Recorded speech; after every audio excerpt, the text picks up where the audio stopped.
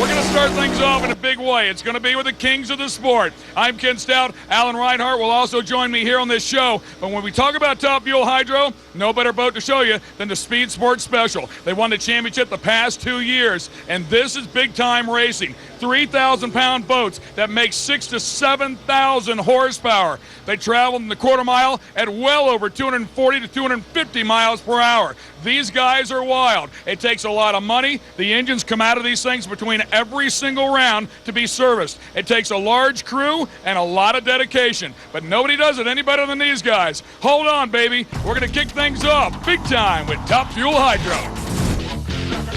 And let's take a look. Ken, you mentioned we had some great runs this year. We also had some wild ones. That's Mark Workentine in San Diego destroying his Top Fuel Hydro. But all of the safety equipment did what it was supposed to do. You'll watch the capsule break out as the rest of the boat disintegrates, and Mark will be back to race another day. There goes the capsule right at the very end. You can see it bouncing around. The lid stayed down like it was supposed to. Actually, he opens it here, pulls it back down, because if he'd left it open, it would have taken water inside. He'd have been in trouble. This is at our World Finals in James Ray. James Ray in Phoenix, Firebird Lake, right in the lights. You saw it start sponson walking. We'll take a look at it from another angle. Once it tucks the sponson and makes a right-hand turn, the driver's just along for the ride. But again, just a scratch. All the safety equipment did what it was supposed to do and protected the driver. It's absolutely amazing the strides that have come along in boat race safety in the last 5 or 6 years. It wasn't that long ago an incident like this would be a disaster. But on this day, just a scratch. Safety crew and, of course, support cleaned up the rest of the mess, and then we went racing. Jared Sylvie and Kevin Burgess paired up here. Kevin Burgess in the far lane, Jared Sylvie in the near lane, driving Dennis Gibson's boat. Jared Sylvie was going to battle for the championship all year long, and this was just step one. First race of the season at Firebird, a 5:03. You heard he was off the gas as the boat started drifting over towards the cones, and he'd come back in the final round and run John Haas. Get used to this. You're going to see it again.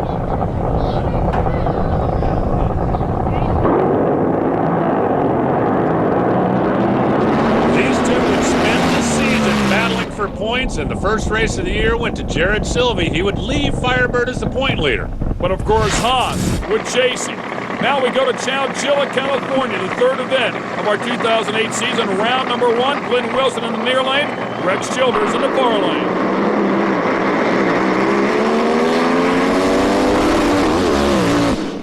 Glenn Wilson hopping up and down through there, but it was Rex Childers who hung on for the win, even though they nearly collided at the end. Childers in that brand new boat. It was a new design they brought out this weekend, and they had problems with it, including the fact that, yep, it's going down. It's sinking right there. The Centurion sponsorship on it. You can read it now, but you won't be able to read it in a moment as Rex Childers unhooks everything he needs to unhook and then climbs out of that. Now, if the capsule lid would have stayed down, he left everything hooked up, he would have had breathing apparatus, and there is an air tank inside. Fast forward to Marble Falls, Texas, final round later in the season. John Haas needs this for his championship. Doug Verstappen turned on the red light, and John Haas in the Speed Sport Special will go back to Firebird, the final race of the season, as the point leader. 477, 243 miles per hour. The Speed Sport Special team was back on their game. Here we go to the World Finals. This was for the championship. Jared Sylvie against John Haas.